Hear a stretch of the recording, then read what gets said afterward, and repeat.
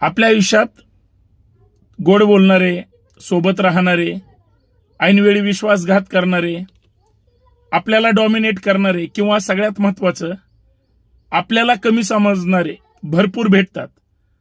मला तर सोबत राहणारे आणि माझा वापर करून त्यांचं काम झालं की नंतर दुर्लक्ष करणारी भरपूर भेटतात. प्रत्येकाच्या आयुष्यातलं आहे ते. पण मी म्हणतो आपण जर एखाद्यावर प्रामाणिकपणे विश्वास ठेवला, आपण त्यांच्याशी चांगलं राहिलो, गोड बोललो, आता असं काय करायचं की त्यांच्यासाठी त्यांच्या मनासारखं त्यांना सतत आनंदी ठेवायचं नाही जमत आपल्याला.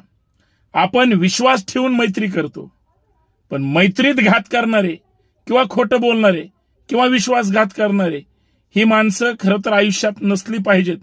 कारण ही अशी माणसं असतात आयुष्यात फक्त ते दुसऱ्याचा विश्वासघातच करत असतात. आज माझा करतील, उद्या तुमचा करतील, परवा तिसऱ्याचा करतील, परत चौथ्याचा करतील. विश्वासघात मात्र हे करत राहणार.